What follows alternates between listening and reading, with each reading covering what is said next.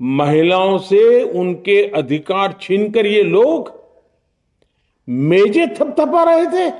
उन्होंने जो किया वो केवल टेबल पर थाप नहीं थी, वो नारी के स्वाभिमान पर, उसके आत्मसम्मान पर चोट थी। और नारी सब भूल जाती है, अपना अपमान कभी नहीं भूलती। इसलिए संसद में कांग्रेस और उसके सहयोगियों के उन सबके व्यवहार की कसक हर नारी के मन में हमेशा रहेगी।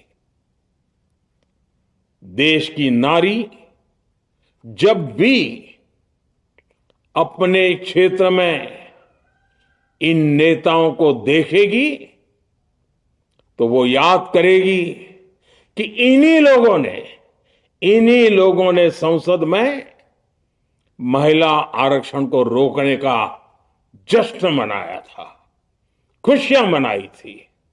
लोकसभा में जो कुछ हुआ उसके लिए आक्रोश केवल पीएम मोदी का ही नहीं फूटा। ये तस्वीरें देखकर भी समझ आने लगा कि विपक्ष बड़ी गलती कर चुका है। 70 करोड़ महिलाओं की लड़ाई संसद से निकलकर सड़क पर आ चुकी है। दिल्ली में राहुल गांधी का घर घेर लिया गया। राहुल गांधी के घर के आगे बीजेपी कार्यकर्ताओं ने राहुल का पुतला फूंक दिया। लखनऊ में भी नारी शक्ति सम्मान प्रोटेस्ट हुआ।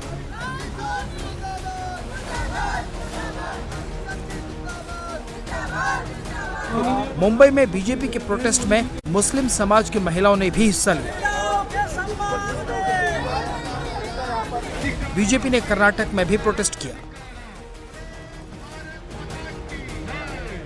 लेकिन सबसे ज्यादा चौंकाया सिक्किम में। सिक्किम में इतनी महिलाएं सड़क पर निकली कि उनकी गिनती नहीं हो सकी। यही गुस्सा पीएम मोदी के संबोधन में भी झलका।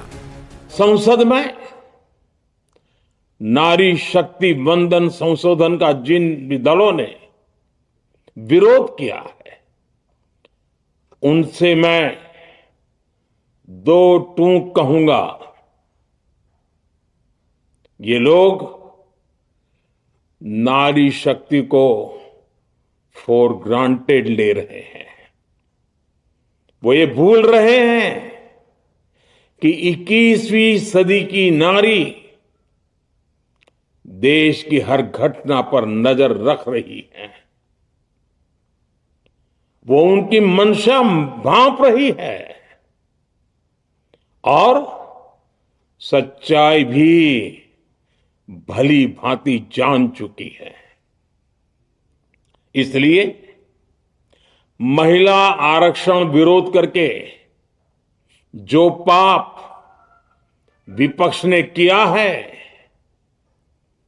इसकी उन्हें सजा जरूर मिलेगी। इन दलों ने संविधान निर्माताओं की भावनाओं का भी अपमान किया है और जनता द्वारा इसकी सजा से भी वो बच नहीं पाएंगे। बीजेपी जानती है कि सड़क की लड़ाई कैसे लड़नी है। बीजेपी के पास संगठन है, कार्यकर्ताओं की फौज है और सबसे बड़ी बात, बीजेपी के पास लीडरशिप है जो विपक्ष से सीधे टकराने की रणनीति जानता है। यही वजह है कि पीएम मोदी ने नाम ले लेकर सबको चेतावनी दी। ये संसद में सभी राज्यों की आवाज को अधिक शक्ति देने का प्रयास था। राज्य छोटा हो, राज्य बड़ा हो, राज्य की आबादी कम हो या राज्य की आबादी ज्यादा हो, सबकी समान अनुपात में शक्ति बढ़ाने की कोशिश थी। लेकिन इस ईमानदार प्रयास की कांग्रेस और उसके सहयोगियों ने सदन में पूरे देश के सामने भ्रूण हत्या कर दी है। भ्रूण हत्या कर दी है। ये Congress, TMC, Samajwadi party, DMK जैसे दल इस भ्रूण हत्या के गुनहगार हैं। ये देश के संविधान के अपराधी हैं। ये देश की नारी शक्ति के अपराधी हैं।